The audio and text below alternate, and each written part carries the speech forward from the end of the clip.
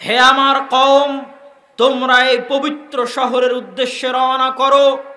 এই পবিত্র শহর আল্লাহ তোমাদের জন্য দিয়েছেন। এই পবিত্র শহর যুদ্ধ করে বিজয় করতে হবে। তখন বানু ইসরাইলেরা উত্তরে বলল, ইন্না ফিহা কওমান জাব্বারিন। মুসা আলাইহিস সালাতু ওয়াস সালাম, আপনি বলেন কি? এখানে তো পৃথিবীর সবচেয়ে শক্তিশালী জাতির বসবাস। আজকে যেমন পৃথিবীর সবচেয়ে শক্তিশালী জাতির বসবাস, কালকেও পৃথিবীর সবচেয়ে শক্তিশালী জাতির বসবাস ছিল। আমরা কেমনে এখানে প্রবেশ করব? ইযহাব আনতা ওয়া রাব্বুকা ফাকাতিলা। মুসা আলাইহিস সালাতু ওয়াস সালাম, আপনি এবং আপনার আল্লাহ, আপনি এবং আপনার প্রতিপালক মিলে গিয়ে যুদ্ধ করেন।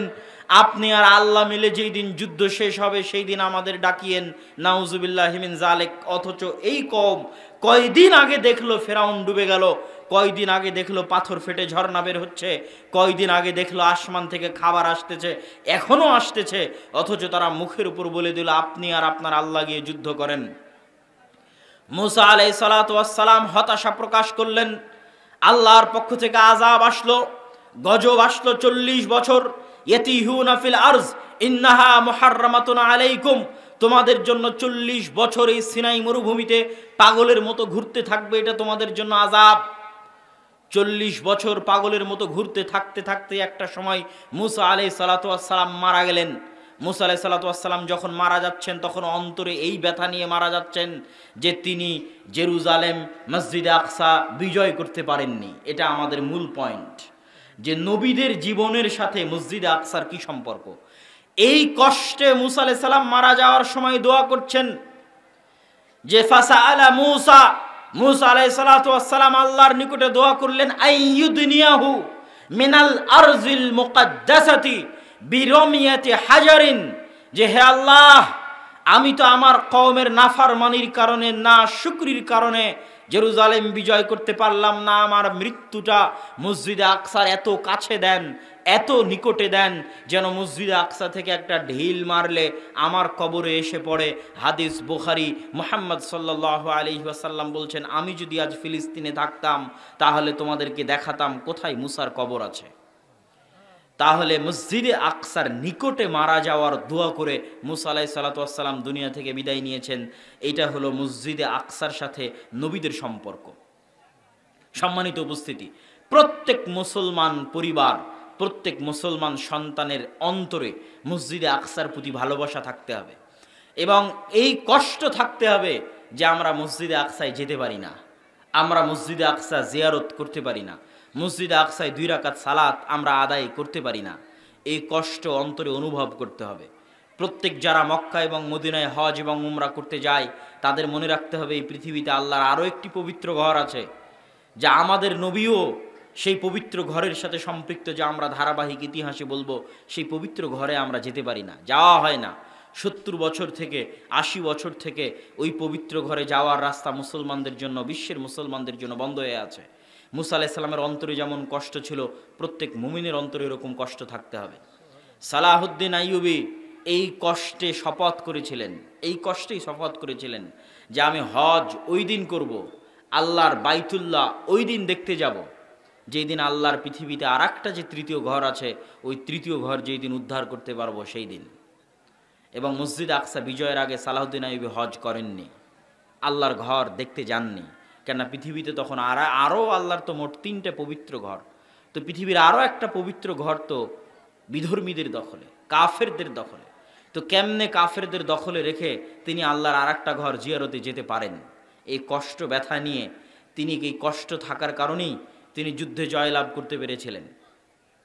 সম্মানিত উপস্থিতি, তো মুসা আলাইহিস সালামের এই কষ্ট প্রত্যেক মুমিনের হৃদয়ে থাকতে হবে। মুসা আলাইহিস সালাতু ওয়াস সালাম মারা গেলেন, আযাব বানু ইসরাইলের উপর শেষ হয়ে গেল। বানু ইসরাইলের উপর আযাব শেষ হওয়ার পর বানু ইসরাইলের নবী হলেন ইউশা বিন নুন। ইউশা বিন নুনকে খিজির আলাইহিস সালাতু ওয়াস সালামকে যখন দেখতে গেছিলেন মুসা আলাইহিস সালাম, তখন সাথে একজন যুবক বয়সী ছেলেকে নিয়ে গেছিলেন, যার ব্যাগে ভাজা মাছ ছিল, যার ব্যাগ থেকে ভাজা মাছ পালিয়ে বের হয়ে গেছিল। সেই যুবকই হচ্ছে ইউশা বিন নুন। যখন গোটা জাতি বলে উঠল যে এখানে এত শক্তিশালী জাতি আছে, আমরা যুদ্ধে যাব না, তখন ইউশা বিন নুন এবং আর একজন, মোট 2 জন বলেছিল যে আল্লাহর আদেশ পালন করতে আমরা যুদ্ধে যেতে রাজি। তারা তাদের জাতিকে লক্ষ্য করে বলেছিল যে তোমরা এই শহরে প্রবেশ করো, যখনই তোমরা প্রবেশ করবা ফাইন্নাকুম গালিবুন, যখনই তোমরা এই শহরে প্রবেশ করবা আল্লাহর দয়ায়, আল্লাহর রহমতে তোমরা বিজয়ী হবা। তোমরা কেন তাদের শক্তি দেখে ভয় পাচ্ছ? বরং তোমরা আল্লাহর উপর ভরসা করো, ইন কুনতুম মুমিনিন, যদি তোমরা মুমিন হয়ে থাকো। এই ইউশা বিন নুনকে আল্লাহ নবী বানিয়ে দিলেন। ইউশা বিন নুন বানি ইসরাইলকে বলল, দেখো 40 বছর আযাব ভোগ করলা, এখন কি জেরুজালেম যুদ্ধ করে বিজয় করতে চাও? বানু ইসরাইল তওবা ইস্তেগফার করে বলল, ঠিক আছে, আমরা যুদ্ধ করে জেরুজালেম বিজয় করতে চাই। আমালিকা গোত্রের বিরুদ্ধে ইউশা বিন নুনের নেতৃত্বে বানু ইসরাইল যুদ্ধ শুরু করলো। এটা আরেকটা পৃথিবীর ইতিহাসের ব্যতিক্রম ধর্মী ঘটনার সাক্ষী মসজিদে আকসা। পৃথিবীর ইতিহাসের একমাত্র ব্যতিক্রম ঘটনার সাক্ষী মসজিদে আকসা, যেটা এখন বলতে যাচ্ছি। ইউশা বিন নুন বানু ইসরাইলদের নিয়ে যুদ্ধ করছেন। যুদ্ধ যখন জয় জয়, তখন শুক্রবার বিকেল। শুক্রবারের দিন দোয়া কবুল হয়। কোন সময়ে কবুল হয়? মুহাদ্দিসগণ বলেছেন আসর পর। কেন? তার কারণ এইটা, আসর পর একজন নবীর দোয়া কবুল হয়েছিল শুক্রবারের দিন, তিনি হচ্ছেন ইউশা বিন নুন। ইউশা বিন নুনের দিনে শনিবারে যুদ্ধ নিষিদ্ধ, আর শুক্রবার সূর্য ডুবলেই শনিবার শুরু হবে। যেমন রমাজানে আগের রাতে সূর্য ডুবলেই তারাবি শুরু হয়, তেমন শুক্রবার সূর্য ডুবলেই শনিবার শুরু। মানে শনিবার শুরু হলেই তৎকালীন শরীয়ত অনুযায়ী যুদ্ধ বন্ধ। তাহলে আবার রবিবারে যুদ্ধ শুরু করতে করতে যে আর জয় হবে তার তো কোনো গ্যারেন্টি নাই। এখন যে গতি আছে, এই গতিতে যুদ্ধ চালিয়ে গেলে জয় হওয়া সম্ভব। ইউশা বিন নুন পড়ে গেলেন বিপদে। একদিকে সামনে শরীয়তের নিষেধাজ্ঞা যে সূর্য ডুবলে যুদ্ধ বন্ধ করো, আর একদিকে দেখতে পাচ্ছেন যে যুদ্ধে আমরা জিতছি, আর 1 ঘন্টা যুদ্ধ চালালে আমরা যুদ্ধে জিতবো, আর 2 ঘন্টা যুদ্ধ চালালে যুদ্ধে জিতবো, কি করবেন? এরকম এক ভয়ঙ্কর পরিবেশে তিনি আল্লাহর কাছে দোয়া করলেন। আল্লাহর কাছে দোয়া করতে গিয়ে ইউশা বিন নুন সূর্যকে লক্ষ্য করে বললেন, ইন্নাকা মা'মুরা, এই সূর্য তুমি আল্লাহর আদেশে আদিষ্ট। ওয়া আনা মা'মুরুন, আর আমি ইউশা বিন নুন আল্লাহর আদেশে আদিষ্ট। আল্লাহুম্মা বাসহা আলাইনা, হে আল্লাহ আপনি এই সূর্যকে থামিয়ে দিন, যেন আমরা জেরুজালেম বিজয় সম্পূর্ণ করতে পারি, মসজিদে আকসা বিজয় সম্পূর্ণ করতে পারি। তাই আপনি আজকে সূর্যকে থামিয়ে দিন। আমার নবী মুহাম্মদ সাল্লাল্লাহু আলাইহি ওয়াসাল্লাম বলেন, ইন্নাশ শামসা লাম তুহবাস লিআইয়ি বাশারিন, আসমান এবং জমিন সৃষ্টি করার পরে পৃথিবীতে কোনোদিন আল্লাহ সূর্যকে দুনিয়ার কোনো মানুষের জন্য থামিয়ে দেননি। একমাত্র ইউশা বিন নুনের জন্য আল্লাহ সূর্যকে থামিয়ে দিয়েছিলেন, যাতে তারা মসজিদে আকসা বিজয় করতে পারে। বলেন আল্লাহু আকবার।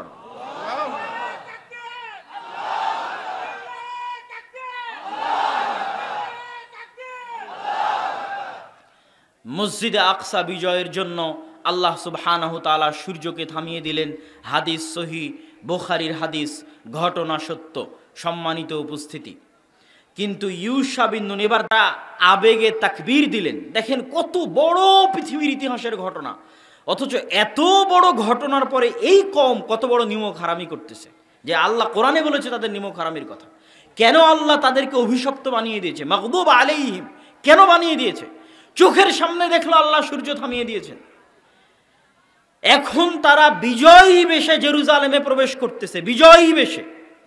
তো বিজয়ী বেশে যে জেরুজালেমে প্রবেশ করতেছে, তো আল্লাহ আদেশ দিচ্ছে, শোনো, এই দীর্ঘ আযাব শাস্তি, কতদিন ফেরাউনের অধীনে শাস্তি ভোগ করলা, তারপরে সিনাই মরুভূমিতে 40 বছর পাগলের মতো ঘুরলা, এখন তোমাদেরকে জেরুজালেম বিজয় করার তৌফিক দিলাম। যখন জেরুজালেমে প্রবেশ করবা, মাথা নিচু করে সুজ্জাদান, মাথা নত করে সিজদাবনত অবস্থায় জেরুজালেমে প্রবেশ করবা, আর মুখে বলতে থাকবা হিত্তাতুন হিত্তাতুন হিত্তাতুন। হিব্রু ভাষায় আমরা আরবিতে যেমন বলি আস্তাগফিরুল্লাহ আস্তাগফিরুল্লাহ আস্তাগফিরুল্লাহ। তো হিব্রু ভাষায় আস্তাগফিরুল্লাহ হচ্ছে হিত্তাতুন হিত্তাতুন হিত্তাতুন, মানে মাথা নিচু করে সিজদা অবস্থায় জেরুজালেমে প্রবেশ করবা আর মুখে বলতে থাকবা আস্তাগফিরুল্লাহ আস্তাগফিরুল্লাহ আস্তাগফিরুল্লাহ। কত বড় নিমক হারাম কওম! সবাই যে করেছে তা নয়, কিন্তু তাদের একদল মানুষ আল্লাহর এই আদেশকে লঙ্ঘন করে মাথা নিচু না করে আগে পিছন দিল জেরুজালেমে প্রবেশ করার জন্য। বলেন নাউজুবিল্লাহ। আল্লাহ কোরআনে বর্ণনা করেছে এই ঘটনা, ভাই আমি বলছি না, সব ঘটনা যা বলছে সূরা বাকারার মধ্যে বনী ইসরাইলদের ঘটনা আল্লাহ বলেছেন। এই বিজয়ের পরে তারা পিছন সামনে দিয়ে মাথা উঁচু করে শহরে প্রবেশ করলো আর মুখে বলতে লাগলো হিনততুন। হিনততুন মানে হচ্ছে গমের দানা। হিনততুন মানে কি? গমের দানা। আর হিত্ততুন মানে আস্তাগফিরুল্লাহ। এই জন্যই এই যে ইতিহাস থেকে শিক্ষা, এই ইতিহাস থেকে শিক্ষা নিয়ে আমার নবী কি করেছিলেন, আগের আর একটা ইতিহাস থেকে শিক্ষা নিয়ে সাহাবীরা কি করেছিলেন, দুটোই বলি। বানু ইসরাইল মুসা আলাইহিস সালামকে বললেন আপনি আর আপনার আল্লাহ গিয়ে যুদ্ধ করেন। বদরের দিন সাহাবীরা আল্লাহর নবীকে বলেছিলেন, মুসার কওম যেমন মুসাকে বলেছিল আপনি আর আপনার আল্লাহ যুদ্ধ করেন, আমরা আনসার আর মুহাজিররা আপনাকে বলবো না যে আপনি আর আপনার আল্লাহ গিয়ে যুদ্ধ করেন। আপনি আগুনে ঝাঁপ দিতে বললে আমরা আগুনে ঝাঁপিয়ে পড়ব, সমুদ্রে ঝাঁপ দিতে বললে সমুদ্রে ঝাঁপিয়ে পড়ব, জীবনে এবং মরণে আপনার সাথে। আল্লাহর নবীর সাহাবীরা আল্লাহর নবীকে বলেছিলেন ওই ঘটনা থেকে শিখে। এবার আমার নবী যেই দিন ফাতহে মক্কা করছেন, ইতিহাস খুলেন, দীর্ঘ 10 বছর 12 বছর পরে যখন মুহাম্মদ সাল্লাল্লাহু আলাইহি সাল্লাম মক্কায় বিজয়ী বেশে প্রবেশ করছেন, তখন মুহাম্মদ সাল্লাল্লাহু আলাইহি সাল্লাম মক্কার সবচেয়ে উঁচা সাইড থেকে প্রবেশ করেছেন। তিনি নিজে বাছাই করেছেন যে মক্কায় তিনি নিচ থেকে উপরে উঠবেন না, মক্কায় তিনি উপর থেকে নিচে নামবেন। কোন দিক দিয়ে নামলে মক্কায় উপর থেকে নামা যাবে সেটা সেই জায়গা বাছাই করে তিনি মক্কার উপরের সাইড দিয়ে, এবার উট যখন ধীরে ধীরে মক্কায় নামতেছে তখন মুহাম্মদ সাল্লাল্লাহু আলাইহি ওয়াসাল্লামের মাথা উটের যে হাওদাজ থাকে সেই হাওদাজের উপর ঠেকিয়ে দিয়েছেন, সিজদাবনত অবস্থায় মুখে আল্লাহর জিকির আজকার এবং তাসবিহ তাহলিল পড়তে পড়তে মুহাম্মদ সাল্লাল্লাহু আলাইহি ওয়াসাল্লাম মক্কা শহরে প্রবেশ করেছেন। বলেন আল্লাহু আকবার। এটা হলো ইতিহাস থেকে শিক্ষা। তাহলে বনী ইসরাইলের সাথে কি ঘটতেছে তা থেকে আপনাকে শিখতে হবে। এরা এই কওম আল্লাহর এত দয়া দেখার পর এত বড় নিমক হারাম কেমনে হয়ে গেল? এরা তো নবীদেরই সন্তান ছিল, কেমনে এত বড় নিমক হারাম হয়ে গেল, এত বড় নাশুকর হয়ে গেল কেন?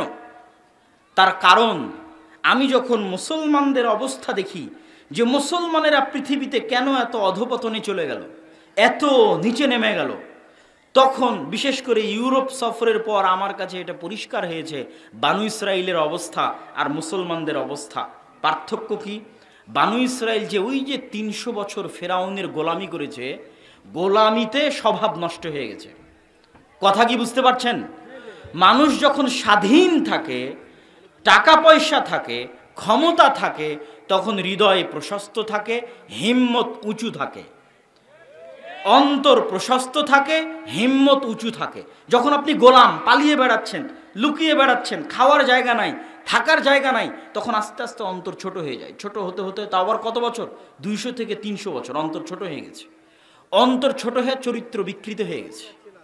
ঠিক আজকের মুসলমানদের, সারা বিশ্বের মুসলমানদের যে অধপতন, তার কারণ হচ্ছে আজ থেকে 60-70 বছর আগে 2-1টা মুসলিম দেশ বাদে সবগুলো মুসলিম দেশ প্রায় 150 থেকে 200 বছর ঔপনিবেশিক শাসন আমলের অধীনে ছিল, কলোনিয়াল সিস্টেম। আমরা ভারত, পাকিস্তান, বাংলাদেশ ছিলাম ব্রিটিশদের অধীনে 190 বছর। আমাদের স্বভাব চরিত্র যে বিকৃত হয়ে গেছে, ওই 190 বছর আগের যারা মুসলমান তারা আমার আপনার মতো ছিল না।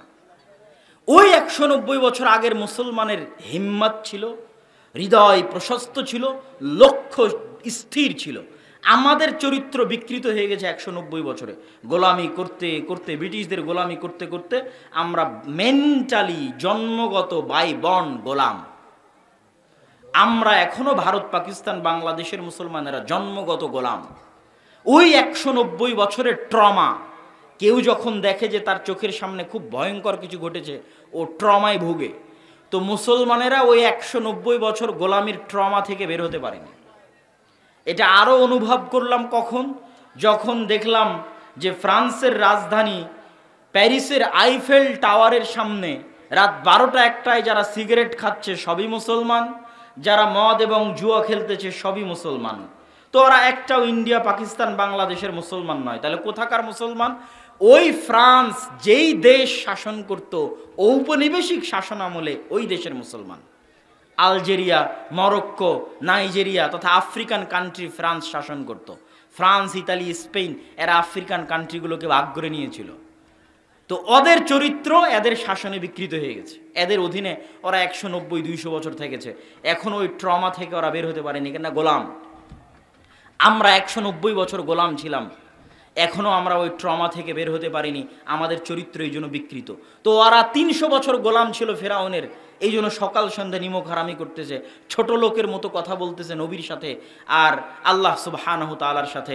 আমাদের অবস্থাও আজ অনুরূপী। সম্মানিত উপস্থিতি, এবার আমরা দেখব দ্বিতীয়বার জেরুজালেম বিজয়ের ঘটনা আর এক নবীর হাতে। তার নাম দাউদ। দাউদ আলাইহিস সালাতু ওয়াস সালামের নাম শুনেছেন? দাউদ আলাইহিস সালাতু ওয়াস সালামের হাতে জেরুজালেম বিজয়ের ঘটনা আল্লাহ কয়েক পৃষ্ঠা যাবত সূরা বাকারার মধ্যে বর্ণনা করেছেন। আল্লাহ সুবহানাহু ওয়া তাআলা শুরু করেছেন সূরা বাকারার 243 নম্বর আয়াতে, আর গিয়ে শেষ করেছেন প্রায় বলা চলে 252-53 নম্বর আয়াতে গিয়ে আল্লাহ সুবহানাহু ওয়া তাআলা শেষ করেছেন পুরো 2 পৃষ্ঠা। দাউদ আলাইহিস সালামের জেরুজালেম বিজয়ের ঘটনা আল্লাহ বলেছে। শুরু কিভাবে? এই যে ইউশা বিন নুনের হাতে জেরুজালেম বিজয় হলো, তারপরেও যে তারা আল্লাহর আদেশ অমান্য করলো, এইভাবে আল্লাহর আদেশ তারা অমান্য করতে থেকেছে। তখন আল্লাহ তাদের উপর আযাব দিয়েছে। আযাবে তারা জেরুজালেম থেকে বিতাড়িত হয়ে গেছে। আযাবে তারা জেরুজালেম থেকে বিতাড়িত হয়ে গেছে। দেখেন, আজকে আপনাদের বলতে এবং ভাবতে কষ্ট লাগলেও আমরা মুসলমানেরা আযাবের মধ্যে আছি। কিসের মধ্যে আছি? আযাবের মধ্যে আছি। আমাদের চরিত্রের কারণে, আমাদের অভ্যাসের কারণে। মসজিদে আকসা আমাদের হাতে নাই, বাহ্যিক কারণ যেটাই হোক, অভ্যন্তরীণ কারণ হচ্ছে আমাদের আমল, উম্মতে মুহাম্মাদির আমল। বিমা কাসাবাত আইদিনা, আমাদের আমলে আমরা মসজিদে আকসা হারিয়েছি। আমাদের তাকওয়া, পরহেজগারিতার অভাব এবং গুনাহের কারণে আমরা মসজিদে আকসা হারিয়ে দিয়েছি। তো ওদের ওপর আল্লাহ আযাব পাঠালেন, জেরুজালেম থেকে বিতাড়িত করে দিলেন, ঘর বাড়ি ছাড়া হয়ে গেল। আজ আমাদের মুসলমান ভাইয়েরা ঘর বাড়ি ছাড়া আছে, মিলবে, একদম হুবহু মিলবে। ওই ঘর বাড়ি ছাড়ার কথা এটার মধ্যেও পাবেন। এই জেরুজালেমের কথাই বলবে যে কেমনে তারা ঘর বাড়ি ছাড়া হয়েছে। ঘর বাড়ি ছাড়া অবস্থায় জীবনযাপন কাটাতে কাটাতে ক্লান্ত হয়ে গেছে। তৎকালীন নবী শামুয়েলকে গিয়ে বলছে, আপনি আল্লাহর কাছে দোয়া করেন না, আল্লাহ আমাদের জন্য একজন শক্তিশালী বাদশা পাঠাক, যেন আবার আমরা জেরুজালেম বিজয় করতে পারি। আল্লাহ কিন্তু আমাদেরও শিখিয়ে দিয়েছে যে তোমরা দোয়া করবা সুলতানান নাসিরা, যেন আল্লাহ তোমাদের জন্য একজন শক্তিশালী বাদশা পাঠায়। হে আল্লাহ, আপনি আমাদের উম্মতে মুহাম্মাদিকে, ফিলিস্তিনকে, জেরুজালেমকে, গাজার মুসলমানদেরকে উদ্ধার করার জন্য শক্তিশালী শাসক পাঠান। বলেন আল্লাহুম্মা আমিন। এই দোয়া তারাও করেছে নবীর কাছে গিয়ে। আল্লাহ বলছে, আলাম তারা ইলাল মালাই মিন বনি ইসরাঈল মিন বা'দি মূসা ইয ক্বালু লিনাবিয়্যিন লাহুম বা'আস লানা মালিকান নুকাতিল ফি সাবিলিল্লাহ। হে নবী, আপনি একটু আল্লাহর সাথে কথা বলেন, আল্লাহর কাছে দোয়া করেন, আল্লাহ আমাদের জন্য একজন বাদশা দিক, ওই বাদশার পিছনে আমরা যুদ্ধ করব। তো নবী জানতেন এই বানু ইসরাইলের স্বভাব, যে এরা কত বড় নিমক হারাম, এটা তিনি জানতেন। তো তিনি নবী উত্তরে কি বলছেন? হাল আসাইতুম ইন কুতিবা আলাইকুমুল কিতালু আল্লা তুকাতিলু। আরে আমি আল্লাহর কাছে দোয়া করে যদি একজন রাজা নেই, তারপরে তোমরা যে যুদ্ধ করবে আর গ্যারেন্টি কি? তোমরাই তো তারা যারা মুসা আলাইহিস সালামের সাথে যুদ্ধ করনি। তো তোমরা যে মুখ ফিরিয়ে নিবে এর কোনো গ্যারেন্টি আছে? তখন তারা উত্তরে বলছে, ওয়ামা লানা আল্লা নুকাতিলা ফি সাবিলিল্লাহ ওয়া ক্বাদ উখরিজনা মিন দিয়ারিনা ওয়া আবনাইনা। এই যে বাড়ি থেকে তাড়িয়ে দেওয়া, আরে আমরা কেন যুদ্ধ করব না? আমরা তো আমাদের বাড়িঘর ছাড়া হয়ে গেছি। আজকের মুসলমানেরা বাড়িঘর ছাড়া আছে না নাই ভাই? আচ্ছা, আজকের জেরুজালেমের, ফিলিস্তিনের মুসলমানেরা বাড়িঘর ছাড়া, ওই যুগের মুসলমানেরা বাড়িঘর ছাড়া হয়ে গেছে আল্লাহর আযাবে।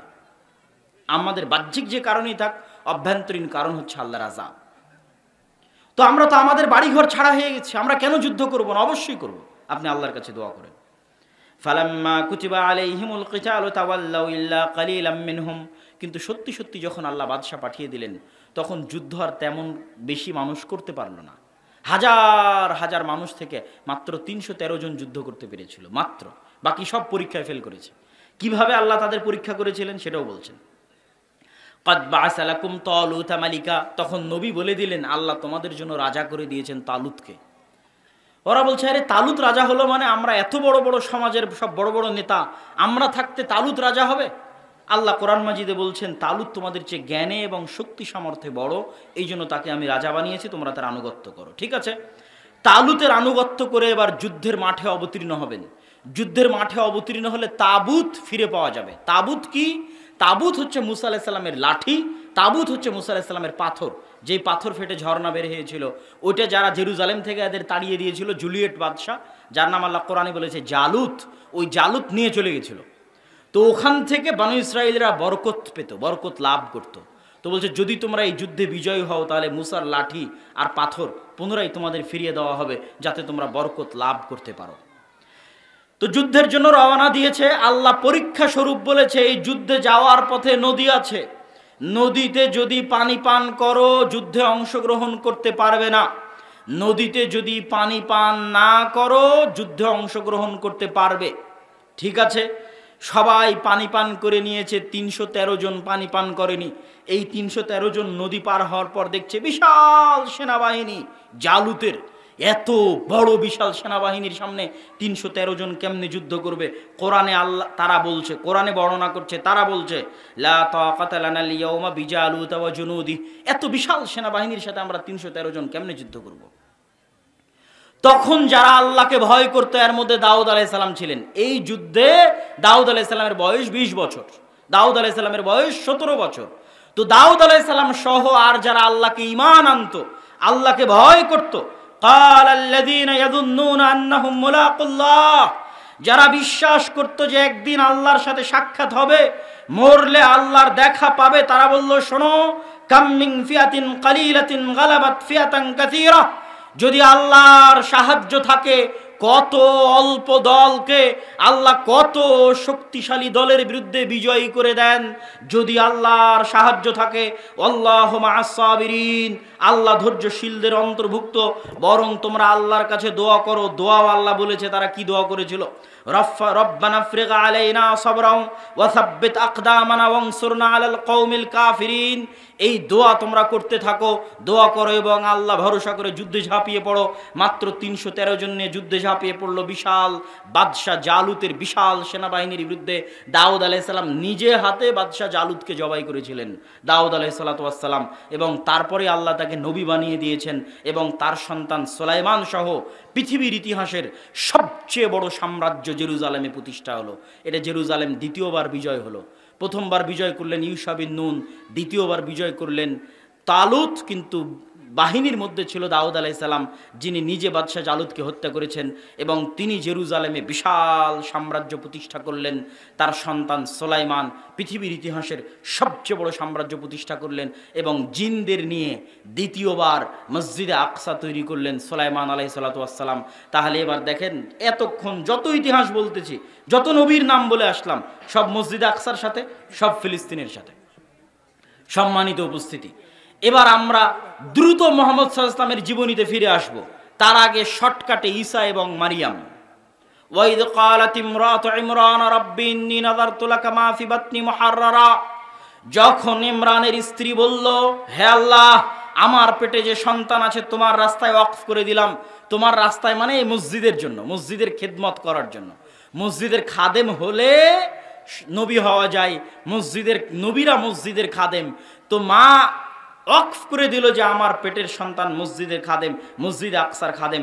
ফালাম্মা ওয়াদাআত ক্বালাত রাব্বি ইন্নী ওয়াদাতুহা উনসা, বাচ্চা প্রসব করার পর দেখছেন মারিয়াম মেয়ে সন্তান। তো মেয়ে সন্তানকে কেমনে মসজিদে রাখবেন? তো তাকাফফালা জাকারিয়া তথা তার খালু জাকারিয়া আলাইহিস সালাতু ওয়াস সালাম তার দায়িত্ব নিলেন এবং মেয়ে হয়েও মসজিদের খেদমত করতে লাগলেন। মারিয়াম আলাইহিস সালাতু ওয়াস সালাম কোন মসজিদের খেদমত করতে লাগলেন? মসজিদে আকসার খেদমত করতে লাগলেন। আল্লাহ আসমান থেকে খাবার পাঠালেন। কোন মসজিদে খাবার পাঠালেন? মসজিদে আকসায় খাবার পাঠালেন। মারিয়ামের পেটে সন্তান আসলো। ঈসা আলাইহিস সালাতু ওয়াস সালাম মায়ের কোলে কথা বললেন। কোন শহরে জন্ম নিলেন ঈসা আলাইহিস সালাতু ওয়াস সালাম? জেরুজালেমে জন্ম নিলেন, ফিলিস্তিনে জন্ম নিলেন, মসজিদে আকসার পাশে জন্ম নিলেন। এই পর্যন্ত দিয়ে এবার আমরা সামারি দেখি। পৃথিবীর ৯০% মানুষ তথা তিনটা বড় দিনের অনুসারী, বড় ধর্মের অনুসারীর পবিত্র স্থান হচ্ছে জেরুজালেম, মসজিদে আকসা। যেহেতু মুসা আলাইহিস সালাম এটার জন্য জীবন দিয়েছে, ঈসা বিন নুন জীবন দিয়েছে, দাউদ সুলাইমান যুদ্ধ করেছে, তো এই জন্য ইহুদি যারা আছে তাদের কাছে এটা সবচেয়ে পবিত্র। ঈসা আলাইহিস সালাম এখানে জন্ম হয়েছে, তার মা এই মসজিদের খাদেম ছিলেন, এই জন্য খ্রিস্টানদের কাছে এটা সবচেয়ে পবিত্র। আর আমরা মুসলমানেরা তো আছি। তাহলে পৃথিবীতে এর চাইতে বড় আর কোনো কারণ নাই যেখানে পৃথিবীর 90% মানুষ যুদ্ধে জড়িয়ে যেতে পারে। মানে এর চেয়ে বড় আর কারণ পৃথিবীতে নাই যেই কারণে পৃথিবীর 90% মানুষ যুদ্ধে জড়িয়ে যেতে পারে। কিসের প্রথম বিশ্বযুদ্ধ, কিসের দ্বিতীয় বিশ্বযুদ্ধ, সবচেয়ে বড় যুদ্ধ হবে এই মসজিদকে কেন্দ্র করে, এই শহরকে কেন্দ্র করে, যেটাতে পৃথিবীর 90% মানুষ জড়িয়ে যাবে। কেন এর চেয়ে বড় কারণ আর পৃথিবীতে নাই যেটার পিছনে এত বড় যুদ্ধ হতে পারে।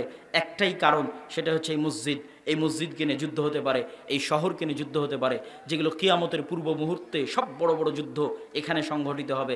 দাজ্জালকেও ঈসা আলাইহিস সালাতু ওয়াস সালাম এই জেরুজালেম শহরের গেটেই হত্যা করবেন। এগুলো সব এই ফিতনা বলেন, যুদ্ধ বলেন, যেটাই বলেন, কিয়ামতের পূর্ব মুহূর্তে মক্কা মদিনা সেফ থাকবে। যা ঘটবে মসজিদে আকসাকে কেন্দ্র করে ঘটবে, জেরুজালেমকে কেন্দ্র করে ঘটবে। আমরা চলে আসি আমাদের নবীর ইতিহাসে, আমাদের নবীর জীবনীতে।